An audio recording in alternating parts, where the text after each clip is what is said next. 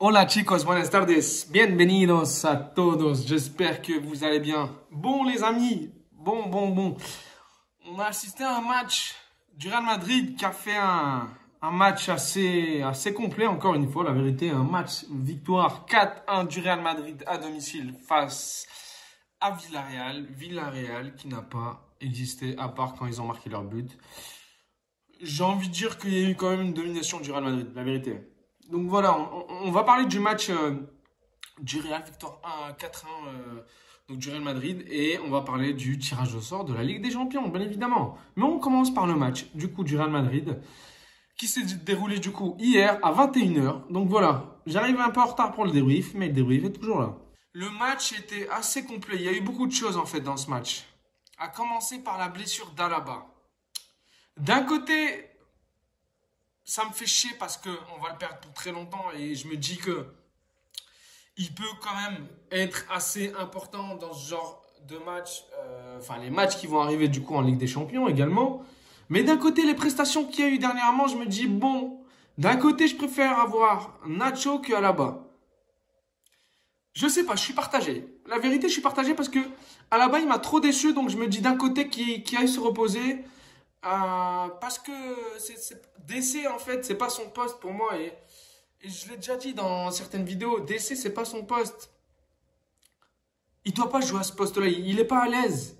C'est pas son poste de prédilection en fait. Et je sais pas pourquoi Carlo il force avec Alaba en tant que DC, mais pour moi c'est pas là où il performe le plus. En tant que milieu ou en tant qu'arrière gauche, mais pas en tant que DC. Et il y a surtout les bourdes qu'il a eues dernièrement. Donc je me dis d'un côté, c'est un mal pour un bien. Parce que je préfère un Nacho plus défenseur que Alaba qui ne l'a été actuellement. Donc voilà, d'un côté c'est un mal pour un bien.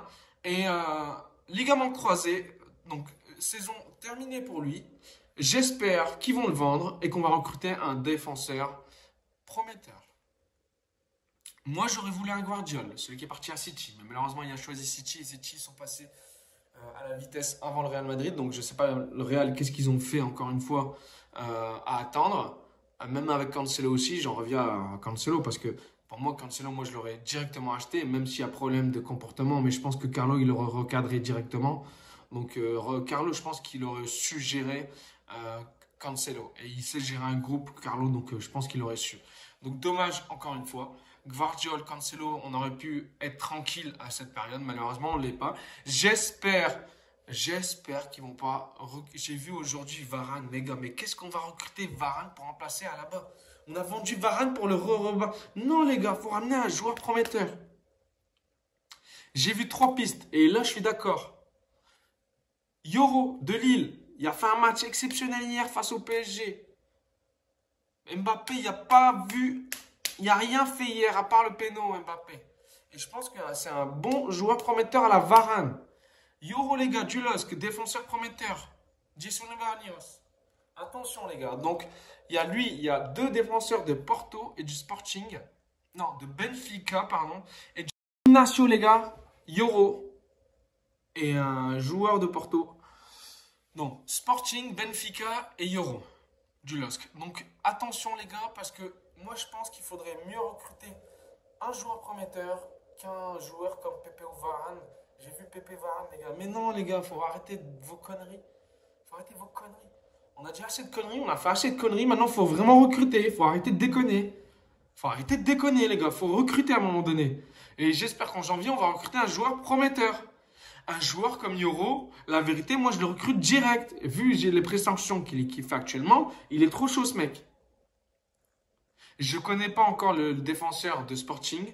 Ce soir, je vais peut-être regarder le derby Sporting contre FC Porto. Donc, peut-être que là, j'en saurai un peu plus sur le joueur. Mais je ne le connais pas.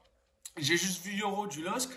Et franchement, il a sorti un sacré match hier face au PSG. Donc, affaire à suivre. Moi, j'aimerais bien qu'il recrute en janvier. On ne peut pas jouer et faire continuer la saison avec Nacho Rudiger. On n'a plus de défenseurs là. Déjà qu'on n'a pas derrière droit, Carvajal est blessé, on s'est encore contente de Vasquez. Même si Vasquez, bien évidemment, il a géré depuis un certain moment. On a retrouvé le Vasquez il y a quelques années, même de Zizou, quoi, la vérité. Donc, ça suffit pas en fait. Ça suffit pas. On a un banc qui est pas ouf. Défensivement parlant, c'est urgence. Help, help, help. Aïka Youdar. Parce que là, c'est trop. Il faut aider les défenseurs, là. Faut aider cette équipe. Et ils ne peuvent pas continuer comme ça tout au long de la saison.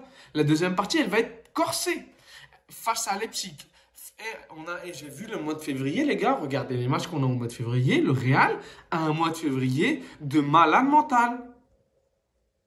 Et je pense que si on n'a pas un banc qui suit la route, j'ai juré, on peut tout perdre au mois de février. Regardez les matchs, on peut tout perdre. On reçoit Girona, on reçoit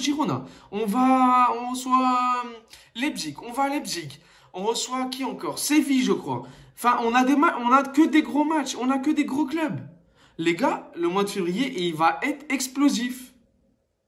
Donc, si on n'a pas un banc qui suit la route, on est foutu à partir de fin février, début mars. Donc là, janvier, faut acheter. Carlo, Pérez, les gars, faut acheter, faut sortir le chéquier là. Faut sortir le chéquier, sinon, ça va être mort. En tout cas. Le Real s'en sort avec un match, encore une fois, où Bellingham sort MVP. Et puis à chaque fois que Bellingham marque, on entend le Jude, la chanson de Jude en fait. Et ça me fout les frissons, les gars. Parce que entendre des Espagnols chanter la Jude Canción, faut le faire. La vérité. Homme du match, premier but, Jude, de la tête. Et on n'a pas d'attaquant, c'est lui notre attaquant. Et franchement, je le dis encore une fois, Carlo, il nous a sorti un dispositif spécial Bellingham. Et ça fonctionne merveilleusement bien. Et l'entente Brahim, Rodrigo, Bellingham, elle est incroyable. Je m'attends. Et en l'absence d'attaquant et de Vinicius, on sort des prestations de malade mental. Les gars, on est en train d'enchaîner. Je vois les gars, vous avez vu les matchs ou pas? Et il y a des ententes, des combinaisons, des petits ponts, des têtes, des frappes. Brahim Diaz, son but, les gars, il part du milieu de terrain sur un crochet contrôle, il élimine le joueur. Tout seul, il finit, crochet, pied droit. Et magnifique. Il nous a marqué un but à la Léo Messi, Brahim Diaz. Du milieu de terrain, il part, il finit. Perfecto. Brahim Diaz, moi, je le kiffe, ce joueur, la vérité. Ce petit joueur, c'est un joyau. Je vous le dis. Et il n'a pas encore explosé au Real. Il est encore assez timide. Je vous le dis, il peut faire encore plus, Brahim Diaz. Vraiment. Vraiment, Brahim Diaz, c'est un joyau. Il faut le chouchouter, le mec. Il faut qu'il joue plus. Et franchement, je me dis d'un côté, on est mieux sans un numéro 9 pour que je veux voir en fait Brahim Diaz, Rodrigo, Vinicius, Bellingham. Et ça, c'est une dinguerie. Ça, c'est une dinguerie. Il faudrait, pour moi, un autre ailier. Parce que Nico Paz et Gonzalo, c'est la Castilla, ils sont pas encore prêts encore. Donc pour moi, il me faudrait. Si l'un des quatre, il se blesse, on va se contenter que Nico Paz et Gonzalo et Joselu, les gars. Il y a urgence. Donc pour moi, il faudrait quand même un ailier et un neuf, un attaquant de pointe. Parce que Joselu, il fait pas l'affaire, faut dire la vérité. Donc voilà, il est rentré, on l'a pas vu encore une fois. Il est rentré 10 minutes, mais bon, vous allez me dire, c'est pas beaucoup, mais il est rentré 10 minutes, je ne l'ai pas vu toucher peut-être 5 ballons. Donc, on va dire que c'était dur pour lui. Donc, Bellingham, homme du match, encore une fois, même si, bon, j'aurais voulu que ça soit Brahim Diaz pour changer un peu, il y en a marre de voir toujours MVP, les gars, bordel. Il y en a marre. Les gars, il fait sa meilleure saison pour l'instant. Première saison au Real, il sort sa meilleure saison depuis qu'il a commencé à jouer au foot. C'est un truc de ouf. C'est un truc de ouf. Gracias Carlo, hein. Franchement merci Carlo, parce que c'est grâce à Carlo que Jude il sort des matchs comme ça. La vérité, je pense que c'est une dinguerie, ce qu'ils sont en train de faire les deux. Et Brahim Diaz, but exceptionnel. Rodrigo, son but, les gars. Et franchement, pourquoi garder la VAR pour valider le but de Rodrigo? À aucun moment il y a hors-jeu. Bien sûr qu'il y a, sans hésiter, but de Rodrigo. Il est tout seul, il n'y a même pas hors-jeu sur un corner. Donc oui, Rodrigo enchaîne 8 buts sur ces 8 derniers matchs. Et Rodrigo, on le retrouve comme on ne l'a jamais retrouvé. Rodrigo, on le retrouve comme on ne l'a jamais retrouvé, les gars. Rodrigo est en train de nous sortir des prestats de malade. Et les trois là devant, je vous jure, c'est une dinguerie. Et qui marque? Notre tonton Modric marque le 4e. Sur un cafouillage sur Rodrigo, il y avait péno. Mais s'il n'y avait pas eu Modric, il y aurait eu péno. Parce que le gardien ou je ne sais plus qui, il déchire les pieds de Rodrigo. Donc, 4-1. On s'est pris un but, dommage, mais Morales, le petit là, le petit capitaine là, il marque tout le temps. Il marque tout le temps, lui. Il marque tout le temps. C'est lui leur buteur actuellement. Donc, ça m'étonnait pas. Moi, je voyais un 3-0, mais au final, j'étais sûr. J'ai commenté sur Twitter, j'ai dit à quelqu'un, ça va être. Tu verras, il est parti voir le match. Elle est partie voir le match, pardon. Parce que je pensais que c'était un mec et au final, c'était une fille. Et elle a regardé le match là-bas. Et je lui dis, tu verras, tu vas vivre le même match que moi j'ai vécu, le 5-1 face à Valencia. Et au final, elle a vécu à peu près le même, à un but près. Donc 4-1, c'était un match exceptionnel. Franchement, j'ai kiffé le match, j'ai kiffé. Surtout la deuxième mi-temps. La première était un peu comme ci, comme ça, cassé. C'était pas ouf. Mais la deuxième mi-temps, on a vu une deuxième mi-temps exceptionnelle. Combinaison entre Modric, Kroos. Encore une fois, sacré match de Kroos. Kroos qui rejoue l'Euro, s'il te plaît, fais-moi plaisir. Kroos, ressort de ta retraite internationale et fais-nous un dernier Euro dans ton pays. Et je pense que s'il joue l'Euro, je pense que là, ce qu'il est en train de faire, j'espère qu'il ne va pas se blesser encore une fois parce que là, les ligaments croisés, je ne sais pas ce qu'il y a contre le Real Madrid. Il y a eu une sorcellerie contre le Real Madrid. Il n'y a que des ligaments croisés. J'espère que c'était le dernier là-bas parce que si c'est un autre joueur, je vais péter un câble. J'espère que Kroos va jouer l'Euro. Et je vais peut-être y aller. Si Dieu le veut, voir un match, peu importe lequel, que ce soit l'équipe de France ou l'Espagne, peu importe, mais au moins avoir un match de l'Euro en Allemagne comme ça à côté. Donc j'espère voir un Kroos, pourquoi pas, hein, l'Allemagne en finale de l'Euro contre la France ou contre une autre équipe. Donc à voir, à voir. Et moi j'aimerais bien qu'il rejoue une dernière compétition avec l'Allemagne parce que l'Allemagne ça va pas du tout. Donc peut-être que Kroos va les sauver. En tout cas, Kroos il a sorti un sacré match encore une fois, la vérité. Et puis défensivement parlant, même si on s'est pris le but, défensivement parlant, on a fait un gros match. Vasquez qui a sorti un gros match. Mendy il est sorti à la mi-temps, on ne sait pas pourquoi. Surcharge musculaire apparemment de ce qu'a dit Carlo. Donc Farhan il a fait une bonne entrée, je le trouvais assez vif, assez en forme. Il y avait la pêche. Donc tant mieux pour lui. Et tant mieux pour nous parce que je pense que le prochain match c'est Farhan qui va jouer. Qui sera à l'extérieur. Là c'était le dernier match au Bernabeu. Toit fermé, le stade pour ceux qui n'en ont pas eu l'occasion d'y aller, il faut y aller, la vérité. Même si vous n'êtes pas fan du Real, il faut y aller. Il faut y aller au moins dans sa life, une fois dans sa life. J'aurais voulu voir un match du Real, un match de CR7, un match de Ligue des Champions au Bernabeu, ça devait être exceptionnel, mais malheureusement, j'ai pas eu l'occasion. Donc si vous avez l'occasion, les gars, allez au Bernabeu, surtout en LDC. Je pense que pour l'instant, j'ai toujours pas vécu de match de Ligue des Champions. Donc ça va être la première fois en 2024.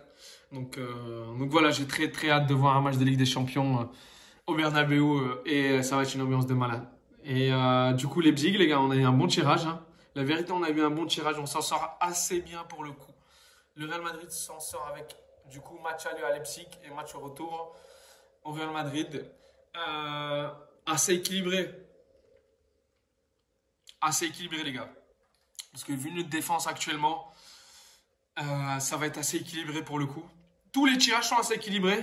Tout le monde peut se qualifier, tout le monde peut se faire éliminer pour moi. À part City, où comme d'hab, encore une fois, ils ont la Tosha comme d'habitude, mais qu'ils ont eu Copenhague. Mais le reste, c'est assez équilibré. Le Real s'en sort avec Leipzig. Moi, je pense que ça va être un match assez équilibré avec notre défense, notre attaque. En fait, tout dépend de qui on aura comme joueur parce que avec tous les blessures qu'on a depuis le début de la saison, faut attendre le jour J en fait pour en savoir un peu plus. Mais pour l'instant, les Leipzig ils sont assez bons.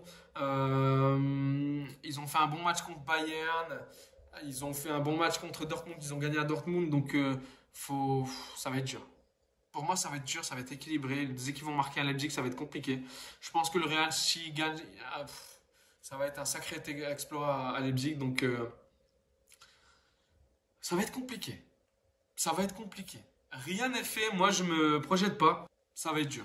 Ça va être dur parce que les anciens Real Leipzig, il y a eu un 3-2, il y a eu un 2-0 à Bernabeu. Donc, on avait une meilleure équipe. On verra bien, les gars.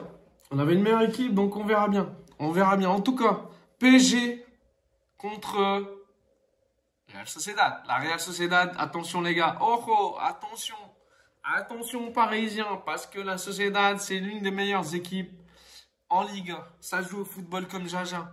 Le Real ne joue même pas comme ça. Donc je vous préviens les Parisiens, vous êtes avertis. Attention. Attention les gars. Attention parce que la Real Sociedad, ça joue au football, vraiment. C'est pas le LOSC. Donc attention. Attention aux Parisiens, vous êtes prévenus. 14 février, annulez tout. Annulez le resto, annulez tout. Dites à votre mère, vous êtes malade. J'en sais rien. Prenez un cachet pour aller à la chasse. J'en sais rien. En tout cas, 14 février, PSG, Real Sociedad. Ensuite, on a un Naples, Barça, Madre mia. Ouh, Madre mia. Eh, chicos, Napoli, prenez des vitamines. Osimhen, s'il te plaît, sors-moi ces Catalans. C'est un match équilibré, les gars. Ils sont dans le mal tous les deux. Mais Napoli, ils sont dans le mal aussi. Ils ont tout donné l'année dernière. Ils sont en manque d'énergie, de vitamines. Les gars, prenez des vitamines C, prenez des mandarines, j'en sais rien. Arrêtez. Arrêtez, prenez des vitamines. Des mandarines. Arrêtez de manger des pizzas, mettez des vitamines C dans les pizzas. J'ai juré, ça va pas. Les gars, sortez-moi les Catalans, s'il vous plaît. Le Catalan, il va s'en prendre cher s'il se fait éliminer. Ça, c'est sûr et certain. Est-ce qu'ils vont recruter? J'en sais rien. Rafinha, peut-être il va partir. Je vois des 100 millions de Première Ligue, de je ne sais quel. Baldé, Première Ligue aussi, ils le veulent. Donc, il y aura beaucoup de changements cet hiver au Barça. Il y aura beaucoup de changements. Donc, attention Napoli, attention au Barça. Ça va être un match, encore une fois, assez électrique. Comme d'habitude, entre les deux, on ne sait pas qui peut passer. Les deux sont dans le mal cette saison. Donc, tout peut se passer. Équilibré, encore une fois. Inter, Atlético. Qu'est pas ça? Atlético, ça va être dur. Ça va être dur. L'Inter, c'est une équipe joueuse. C'est une équipe joueuse, ça va être équilibré. Lautaro face à Griezmann. Morata face à Thuram. Pouah, les deux. En plus, même dispositif à peu près. Ça va être sacré match. Ça aussi, ça va être serré. Ça va être serré. Les gars, on a des huitièmes de finale. Faut tous les regarder. Ça va être dur. Ça va être dur, je vous le dis. Faut pas parier. Vous allez perdre, les gars. Faut pas parier, hein. Parce que vous allez perdre, vraiment. Ça va être dur. Ensuite, on a qui? City, toujours de la Tocha. Vas-y, je parle même pas. Copenhague, vas-y. City, Copenhague, les gars. C'est le seul match qu'il faut pas regarder. Là, par contre, faut dire, les gars, réservez le resto le soir de City, Copenhague. Vous dites à votre meuf, il est décalé à ce jour-là. Comme ça, vous êtes tranks. Bien, vous pouvez profiter de la soirée. Ça va être serré, ça va être Sirax, ça va être on va être sous Atarax. Ça va être grandiose. Les gars, ça va être chaud. Faudra suivre tous les huitièmes, sauf City, Copenhague. En tout cas, les gars, le Real, on les attend avec impatience. Dernier match à suivre cette semaine du Real Madrid à l'extérieur. En tout cas, on a assisté à un match exceptionnel hier. Moi, j'ai grave kiffé, la vérité. Et le stade, il était full. Encore une fois. Ça fait plaisir. La vérité, ça fait plaisir. Brahim Diaz, je t'aime. Jude, te quiero. Modric, El Viejo, j'ai même pas à te le dire. Lunin, dommage, encore une fois, tu commences à rentrer dans mon estime. Alaba, qui passe à con tu cabeza, j'espère que tu vas bien te reposer là-bas. Rudiger, bah, toujours à la guerre, comme moi, lui, toujours derrière le Real Madrid. Kroos, monsieur propre, il nettoie tout sur le terrain, c'est lui qui nettoie tout. S'il y a un Ferrero Rocher qui traîne, il va le nettoyer. Donc Toni Kroos, toujours au top. La vérité, un 4-1, ça aurait pu être plus. Comme je dis, première mi-temps assez un peu médiocre. Entre guillemets, j'abuse. Mais deuxième mi-temps exceptionnel. Donc, dommage qu'on s'est pris. J'aurais voulu le clean sheet, bordel. On s'est pris un but de merde. De merde. J'ai juré. Mais bon, on s'en sort quand même assez bien. Mais à 2-1, j'avais la trouille. Heureusement, Brahim Diaz nous a sorti une étincelle à la lutte à crétin. Je vous le dis, oui les gars, je vous le dis. Parce que 2-1, ils auraient pu revenir. Hein. Ils auraient pu revenir. Valverde, l'homme de l'ombre. Valverde, il n'est pas là, mais il est là. Hein. Vous avez capté. C'est l'homme de l'ombre. Attention. Lui, j'avais l'impression que Modric et Kroos, ils jouaient plus haut que Valverde.